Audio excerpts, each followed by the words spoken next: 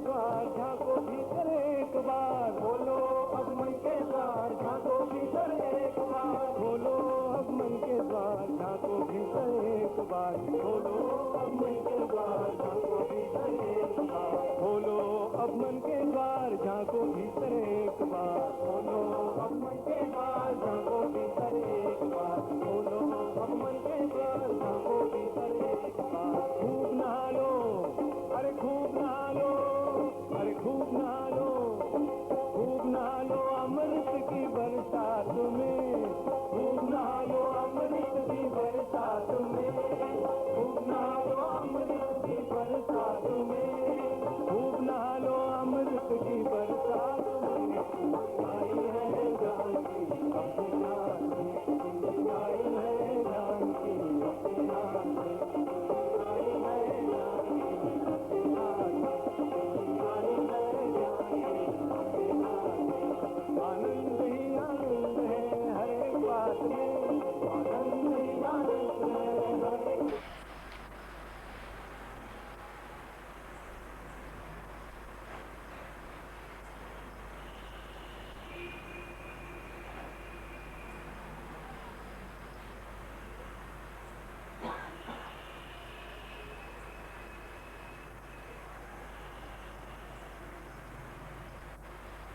कुंडलिनी जागरण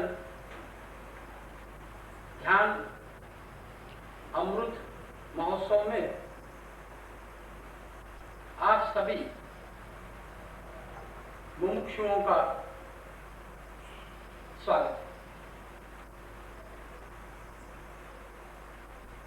आज आपके सामने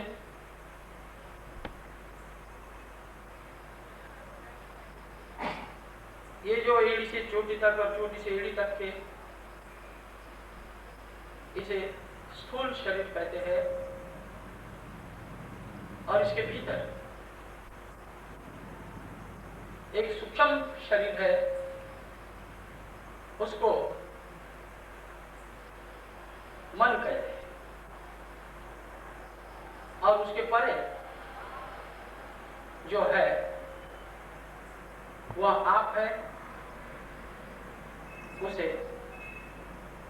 अजन्मा कहते हैं, साक्षी कहते हैं, दृष्टा कहते हैं, अमृत कहते हैं, सत्य कहते हैं, प्रकाश कहते हैं, ऐसे भिन्न भिन्न नाम।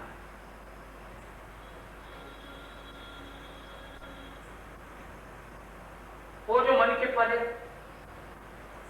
जो आप है, उसका जो स्वरूप है वो निर्धूम ज्योत का है। दुनिया की जितनी भी ज्योति है वो धुएं से भरी, ऐसी एक भी ज्योत नहीं है कि जिसके पहले और आगे धुआं न हो। एक इलेक्ट्रिक का इंजीनियर में मिला था, बोले इलेक्ट्रिक के अंदर में धुआं नहीं है। उसको बोला कि जहां इलेक्ट्रिक बनती है कारण में धुआं है, कार्य में धुआं नहीं है। किसके कार्य में धुआं होता है तो कारण में धुआं नहीं होता है, परंतु मन और इंद्रियों के परे जो आप है वह निर्धूम ज्योत है। वो ज्योतिर्मय स्वरूप स्वयं सिद्ध है, उसके अंदर में धुआं नहीं है। और बिन बाती बिन तेल जो दिया होता है उसको बात की आवश्यकता होती है और तेल की भी आवश्यकता होती है। बात के बिगर, बत्ती के बिगर और तेल के बिगर दिया जल नहीं सकता है। मगर यह बिन बाती बिन तेल, वो अभी आपके अंदर में प्रकाशमान है। जल ही रहा है, फिर उसका अनुभव आपको क्यों नहीं हो रहा है? तो हमने जाना है कि उसका अनुभव इसलिए नहीं हो रहा है कि आपके भीतर प्रतिक्षण प्रतिपल ये जो मन है ये धुआं छोड़ रहा है। धुआं छोड़ रहा है का मतलब है कि विचार छोड़ रहा है। विचार छोड़ने का मतलब है कि भावनाओं को छोड़ रहा है। भावनाओं का मतलब है कि कुछ भावनाओं के और विचारों के संबंधित तुषार निर्मित कर रहा है, तरंग निर्मित कर रहा है, स्पंदन निर्मित कर रहा है, वाइब्रेशन निर्मित कर रहा है। और उस कारण आपको आपका अनुभव नहीं हो रहा है। आज ये जो मन है ये दो प्रकारों से धुआं आपके भीतर मस्तिष्क में निर्मित करता है। एक तो 4 अधिष्ठानों के द्वारा करता है जिसे मन, बुद्धि, चित्त और अहंकार कहा गया है। और दूसरा प्रकार जो है वो मन के ही भीतर 10 प्रकार के धुएं को निर्माण करने के धर्म उसने धारण किए ही है, वो बीच बीच में छोड़ते रहता है। और आप अबोध रहने के कारण, अज्ञान रहने के कारण आप उसके साथ में तद्रुप हो जाते हैं और आप एक दिन हीन, स्वच्छ और रंग हो जाते हैं। रंग का मतलब है जो स्वामी से विरह के अंदर में रहता है उसे रंग कहते हैं। दीन का मतलब है कि सामर्थ्य रहित है, कोई सामर्थ्य नहीं। और स्वच्छ का मतलब है कि ऐश्वर्य हीन है, किसी भी प्रकार का ऐश्वर्य नहीं। तो ये जो दिन और रंग और स्वच्छ जो स्थिति है ये मन के धुएं निकलने के कारण आपके पास में आता है। आज एक पढ़ी लिखी युवा काफी ट्रिपल डिग्री ली है, उसको बोला कि आज इस मन के ऊपर में बहुत गहरा रहस्य में स्पोर्ट करने वाले हैं, आप आओ। बोले मेरी ट्यूशन, 2 ट्यूशन 150 रुपए की, 300 रुपए की ट्यूशन। उसको वो 300 रुपए की ट्यूशन मूल्य लगती है, मगर अपना जीवन खो जा रहा है, अपने जीवन की बर्बादी हो रही है, जिसे अपना जीवन अलौकिक और आलोक की ओर रफ्तार कर सकता है। ऐसा प्रसंग चल के आया है, चलने में आगे पीछे करती है। कैसे आप दिव्यता की ओर चलेंगे? छोटी छोटी बातों में ये मन आपको अटका देता है। वो आपके अंदर की संभावना को, आपके अंदर की अलौकिकता को, आपके अंदर की दिव्यता को वो प्रकट होने नहीं देता है। इस 10 दिनों में आपकी संभावना कितनी है और वो संभावना आप कैसे उपलब्ध कर सकते हैं जिंदे जिंदे में, उसके संबंधी भी बहुत से रहस्य का स्फोट आपके सामने किया है। और आप भी काफी अपने भीतर की क्षमता को अनुभव कर रहे हैं। तो मन जो है इसका एक पहलू है कि मन, बुद्धि, चित्त और अहंकार। धर्म का मतलब होता है कि यद धारयन्ति तद धर्मः, उसने धारण ही किया है। जैसे गुलाब का गुलाबी वर्ण ये उसका धर्म है और सुगंध उसका गुण है। गुण दूसरे के पास जा सकता है मगर धर्म दूसरे के पास नहीं जा सकता है।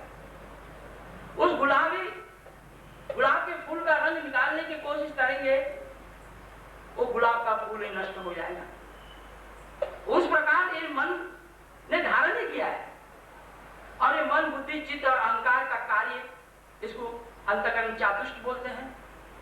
ये अपना करते रहता है और वो स्वामी होकर बैठ गया है, और आप इतनी दिव्यता का स्वरूप आपका मूल रहने का कारण भी आप दीन रंग और स्वच्छ हो गए हैं। तो मन का धर्म है आपको अति में रखना, वो मन का धर्म है। एक तो आपको वो प्रीति में रखता है या अप्रीति में रखता है। आप देखो, एक तो आप प्रीति में होते हो या अप्रीति में होते हो। एक तो आप दुख में होते हो या सुख में होते हो। एक तो आप भूतकाल में होते हो या भविष्य काल में होते हो। एक तो आप भोग में होते हो या त्याग में होते हो। एक तो आप आसक्ति में होते हो या अनासक्ति में होते हो। अति में रखना ये मन का धर्म है। इसको अभी मन को पूरा छोड़ देना है और आपको बीच में रहना है। जब आप बीच में रहेंगे, इसको छोड़ देंगे, न अपने को प्रीति में रहना है, न अप्रीति में रहना है। प्रीति भी हो जाए, अनुकूलता से अनुकूलता का भी प्रसंग आ जाए, तो उसमें भी उत्तप्त होना नहीं है, क्योंकि वो भी बदलने वाला है। महाराष्ट्र में ऐसी सिंह आ गई तो बोलते कि ये बात बिल्कुल सत्य है। सच में ये सत्य बात है, आपको आपके अनुभव से जान पाएंगे। और अप्रीतिकर प्रसंग आ जाए, प्रतिकूल प्रसंग आ जाए, तो उसमें भी दुखी और कष्टी नहीं होना है। वो बाहर की कोई भी परिस्थिति या कोई भी व्यक्ति न तो अनुकूल होता है न प्रतिकूल होता है। वो आपकी धारणा के ऊपर, आपके बोध के ऊपर, आपकी समझ के ऊपर निर्भर करता है कि आप किस प्रकार से उस व्यक्ति को, उस प्रसंग को ले रहे हो। और वास्तव में देखा जाए तो इस 5 इंद्रियों के पकड़ में जो भी चीज आती है वो वस्तु ही आती है, चेतना आती नहीं है। और वो वस्तु न तो प्रीतिकर होती है, न अप्रीतिकर होती है, न सुखदायक होती है, न दुखदायक होती है। वो आपकी धारणा पर निर्भर होता है। तो बीच में आप रहना बहुत आवश्यक है। क्षणे क्षणे आप बीच में रहेंगे तो आपको वो प्रीति भी व्यर्थ लगेगी और अप्रीति भी व्यर्थ लगेगी। क्यों? कि इस इंद्रियों के पकड़ में जो भी चीज आती है वो शाश्वत नहीं है, ध्रुव नहीं है, अमूर्त नहीं है। उसका गुण, धर्म और स्वभाव परिवर्तनशील है, क्षणिक है और बंधुर है और अनित्य है। ये अनित्य क्षेत्र है। गौतम बुद्ध ने बहुत प्यारा उदाहरण दिया है, मगर उसको समझ नहीं पाया है। एक बैलगाड़ी का उदाहरण दिया है। जैसे एक बैलगाड़ी के ऊपर में बहुत घास का वजन देके वो घास बेचने के लिए नजीक के शहर पर वो गाड़ी बांधने जा रहा है। गर्मी के दिन है और 2 चाक के बीच में एक कुत्ता चल रहा है। अभी वास्तव में देखा जाए तो वो कुत्ता क्या बोलता है कि देखो, ये जो इतना बड़ा घास का वजन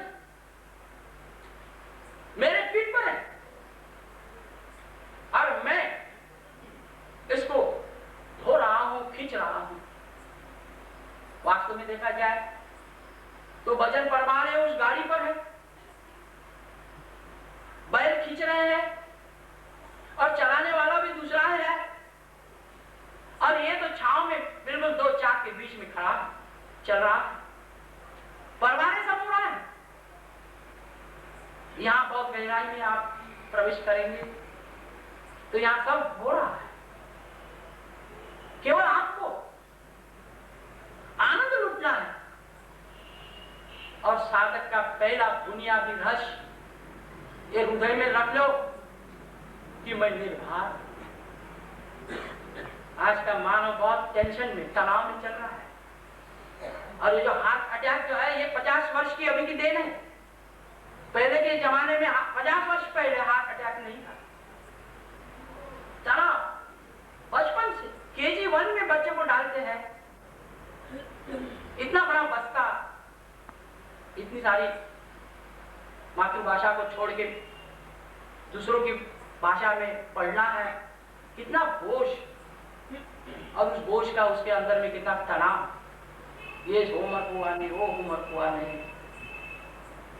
और केजी 1 से जो तनाव रहेगा, सबसे मजबूत, और यहाँ डॉक्टर बैठे होंगे, अपना जो हार्ट का जो सिस्टम है, ये एक विशेष मांसपेशियों से, जो कि वो मांसपेशियां अपने पूरे शरीर के किसी भी पुर्जे में नहीं है, ऐसी अलौकिक मांसपेशियों से बना है। क्यों? कि उसको रात और दिन चलना होता है। प्रकृति ने कितना मजबूत, अपने शरीर में सबसे बढ़िया से बढ़िया यंत्र है हार्ट, उसको भी आज के मानव ने बिल्कुल कमजोर कर दिया है, कमजोर। थोड़ा सा इंसिडेंस हो जाता है तो हार्ट अटैक आ जाता है। इसका मूल कारण है कि तनाव, टेंशन। और ये टेंशन इसलिए आता है कि कर्ता का भाव, मैं चलाने वाला हूं, मैं करने वाला हूं। अरे आप क्या करने वाले हैं? निमित्त। जैसे अपन भोजन करते हैं तो क्या करते हैं? चबाते हैं और निगलते हैं। इसके बाद भी जो अपने शरीर की पूरी रुचि ढंग से जो शरीर की यंत्रणा चलती है, मेद है, मांस है, मज्जा है, अस्थि है, स्नायु है, चौपट है, ये जो सप्त धातु है, ये ऑटोमेटिक चल रहा है। ये आप नहीं कर रहे हैं, ये सब प्रकृति कर रहे हैं। खाली आपको 2 काम वो भी ढंग से नहीं करते हैं, कुत्ते जैसे खाते हैं और भागते हैं, खाने का भी पता नहीं है। ऐसी हालत आज के आदमी ने अपनी बना ली है। उसको कैसा चैन और सुख हो सकता है? तो पहला ये जो मन का कार्य है अति में रखना, उसको पूरा छोड़ देना है, कंट्रोल और नियंत्रण बिल्कुल करना नहीं। फिर दूसरा कार्य है बुद्धि का। बुद्धि क्या करती है कि आपको निश्चित निर्णय लेने के लिए मजबूर करती है, मजबूर करती है। अभी आप साधक बने हो, निर्णित रहना है। जब जिस वक्त में प्रसंगों प्राप्त आपके बोध से, प्रज्ञा से जो उचित है, जो ठीक है, अभी क्या करना योग्य है, वो आपको इंट्यूशन नॉलेज अंदर से बाहर प्रकट होगा और उसके अनुसार अपने जीवन को धन्य करना है, आनंदित करना है, हर क्षण अलौकिक करना है। मगर ये बुद्धि जो है ये आपको निर्णय लेने लगाती है और जो परिस्थिति को सामने रखते हुए आप निर्णय लेते हैं और एक क्षण में परिस्थिति बदल जाती है। वो बदल गई हुई परिस्थिति आपके ख्याल में नहीं आती है, आपके ख्याल में एक ही आता है कि मैंने जो निर्णय लिया है, इस निर्णय को चलाना है, इस निर्णय को पार करना है। और उसके अंदर मनुष्य का जीवन जो है वो बड़ा दुखी आराम हो जाता है। मनुष्य का जीवन सरकारी कैनल के जैसा नहीं है कि एक बार कैनल बना दिए, पाट बना दिए कि उसी के द्वारा पानी बहता रहे। मनुष्य का जीवन अनेक करवट लेते हुए सरिता जैसा है, कभी अनुकूल, कभी प्रतिकूल, यश अपयश, सुख दुख, जन्म मृत्यु, नफा नुकसान, ये करवटें लेते लेते उसका जीवन यात्रा चलती है। इस बोध के साथ आप चलेंगे तो अंतिम यात्रा आपकी अमरत्व को प्राप्त होगी, नहीं तो दुख और पीड़ा करते करते मौत में आप विलीन हो जाएंगे। एक बड़ा प्यारा उदाहरण आपके सामने रखते हैं ताकि आपको इस बुद्धि के कार्य की कैसी वो अपने को दुर्दशा में ले जाता है उसका आप अनुभव करें। एक शहर में पूरब और पश्चिम 2 बड़े बड़े मंदिर थे। उन मंदिरों के पुजारियों का 7 पीढ़ियों से वही भाव चलता था, शत्रुता चलती थी। वो अपने बच्चों को पाठ पढ़ाते थे कि देखो पूरब के मंदिर के जो बच्चे हैं वो बड़े नटखट हैं, उसी प्रकार पूरब के मंदिर का पुजारी अपने बेटे को कहता था कि पश्चिम के मंदिर के पुजारी के बेटे बहुत ही आज की भाषा में वाहियात, उनसे मिलना नहीं, अपनी बहुत शत्रुता चलती है। पीढ़ियों से चलती है, मगर बच्चे बच्चे हैं। तो इसका भी 10-12 साल का बच्चा था, उसका भी 10-12 साल का बच्चा था। एक दिन चौक पर मिले। पश्चिम के मंदिर के पुजारी के बच्चे ने पूरब के मंदिर के पुजारी के बच्चे को सरसता से पूछा कि भाई कहाँ जा रहे हो? अब उसने जवाब देना चाहिए जो सीधा सीधा है, ब्रेड लेने के लिए जा रहे हैं या दूध लेने के लिए जा रहे हैं या सब्जी लेने के लिए जा रहे हैं। परंतु खट्टा मीठा आरा टेढ़ा बोलने की आदत, तो वो बोलता है कि पैर जिधर ले जाएंगे उधर जा रहा है। तो ये बच्चा कुमला गया और घर आके बोला पिता को कि आप बोलते थे बात सही है। उस मंदिर का बच्चा मुझे मिला, मैंने सहज भाव से उसको पूछा कि कहीं कहाँ जा रहे हैं, तो ऐसा पटांग बोलने लगा कि बोले पैर जिधर ले जा रहे हैं उधर जा रहे हैं। तो पश्चिम का पुजारी अपने बेटे पर गर्म हो गया और उसको बोलने लगा कि तेरे को मैंने बोला था ना, और एक लाफा लगा दिया उसको कि उस बच्चे के साथ में बात नहीं करना। अभी अपनी नाक कट गई नहीं, वो अंदर जाके बोलेगा कि उसने मुझे प्रश्न पूछा, मैंने ऐसा उसका जवाब दिया कि वो चुप ही हो गया। अच्छा ठीक है, जो हो गया हो गया, अभी कल और आएगा वो। तो अभी यहाँ बुद्धि कार्य करती है कि ये प्रसंग आ गया है, अभी अपने को निर्णय लेना है, अब उस निर्णय के अनुसार चलना है। तो उस निर्णय ने लिया है कि अभी फिर उसको पूछना, फिर वो बोलेगा कि जिधर पैर ले जा रहे हैं उधर हम जा रहे हैं, तो तूने बोलना कि समझो एकदम से पोलियो हो गया, तो फिर कहाँ जाएगा, तो फिर वो अटक जाएगा और अपनी जो नाक कट गई है ना, तो ये बच जाएंगे। अब ये हो गया निर्णय ले, तो बुद्धि का कार्य निर्णय लेंगे। अब उसके ये दिमाग में नहीं रहता है कि वहां क्या प्रसंग है, प्रसंग को प्राप्त करना चाहिए। वो तो आपको आपके अंदर के भीतर से प्रज्ञा से करना है। और इस 10 दिन में हर व्यक्ति के अंदर में, जिसको आज आधुनिक लोग सिक्स सेंस बोलते हैं, वो आप सभी के अंदर में प्रकट हो गया है। उसके द्वारा आपके जीवन की यात्रा को प्रकाश की ओर ले जाना है आपको।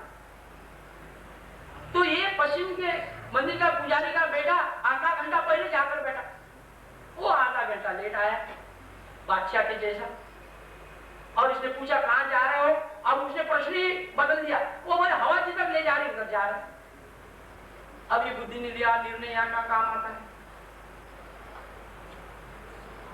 तो इसका ये भी हल्के फुल्के निर्णय लेना है दैनंदिन जीवन में। बहुत लंबे निर्णय लेता है बुद्धि और आपको दुखी करता है, उसकी कोई जरूरत नहीं है। अभी प्राप्त परिस्थिति में कुछ रुकावट या गिरावट या प्रतिकूलता या दुख आया हो तो दुखी होना नहीं है, झट से वो दुख कैसे दूर होंगे झटपट उसको देखना है, और जिससे वो दुख दूर होंगे उसके एक्शन करना है, सोचते नहीं बैठना है, सोचते नहीं। और मन जो है वो बेमतलब का आपको एक तो अतीत में ले जाता है, गत काल में या भविष्य में ले जाता है। वर्तमान में मन की मृत्यु होती है। मन जो है वो वर्तमान में जिंदा नहीं रहता है। एक राजा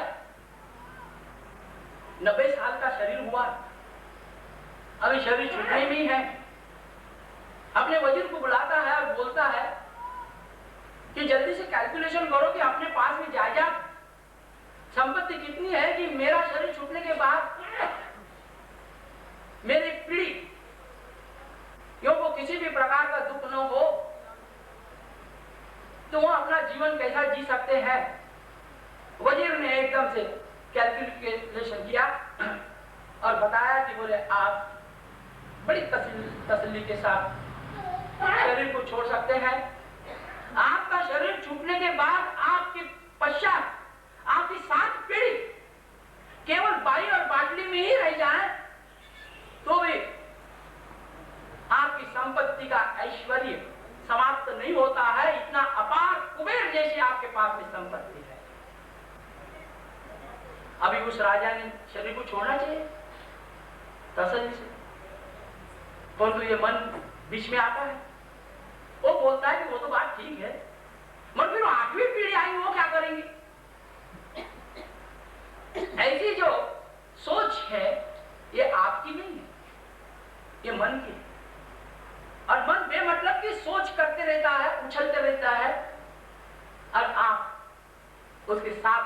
घबराते रहते हैं और दुख से, तनाव से, अशांति से, विषाद से आपका हर पल, हर क्षण, हर दिन बीतता है। और ऐसा बीतते बीतते मौत आ जाती है, फिर और जन्म लेते हैं, फिर और यही गोरख धंधा चलता है, जन्म जन्म यही गोरख धंधा चलता है। ये आपका कुछ सौभाग्य है कि आप के भीतर से कुछ दुनिया से कुछ अलग आपके हृदय में चिंतन निर्मित हुआ है कि कुछ अपने जीवन का सार्थक करना चाहिए, इसलिए आप यहाँ पर आए हो। आप इस दुनिया के प्रवाह के साथ नहीं चल सकते, क्योंकि दुनिया का जो प्रवाह है वो उठपटांग चल रहे हैं।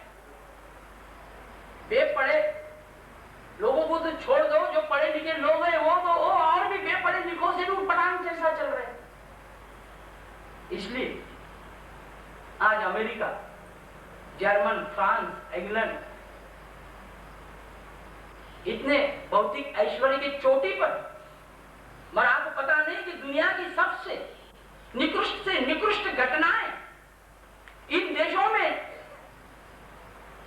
बहुसंख्या से होती है, आज भी भारत में नहीं। इतनी बाह्य दरिद्रता रहने के उपरांत भी उसका कारण कि भारत में आप जैसे प्यारे का जन्म होता है और हमारे जैसे का अवतरण होता है तो संपर्क होता ही होता है। तो एक बुद्धि का जो कार्य है, एक निर्णय निश्चित करना, तो निर्निर्मित रहना है और हर क्षण बोध से चलना है, अनुभव से चलना है कि इस क्षण में क्या ठीक है और क्या ठीक नहीं है, उसके अनुसार जीवन को चलाना है, इनको छुट्टी दे देना है। फिर तीसरा है चित्त। लोग चित्त चित्त ही करते रहते हैं। हमें भी चित्त चित्त क्या है आपको पता नहीं है। 10 वर्ष के चिंतन के उपरांत इसके मर्म को ख्याल में आया और आप अभी केवल एक 10 मिनट में ये मर्म आपको हाथ में आने वाला। ये जो मन, बुद्धि और चित्त और अहंकार चार मिलके एक अधिष्ठान है अपने भीतर को बना। जैसा कोई भी फूल अनेक पकड़ियों के द्वारा बनता है, इस प्रकार इस मन की ये पकड़ियां है 3, बुद्धि, चित्त और अहंकार। तो चित्त के अंदर में, चित्त का मतलब होता है कि जितना उसको फैलाए उतना फैलता है, जितना उसको संकुचित करे उतना संकुचित होता है। और ये चित्त संकुचित जो होता है, संकीर्ण जो होता है, उसके 2 कारण हैं और वो है मोह और ममता। ये 2 शब्द ऊपर ऊपर से समानार्थी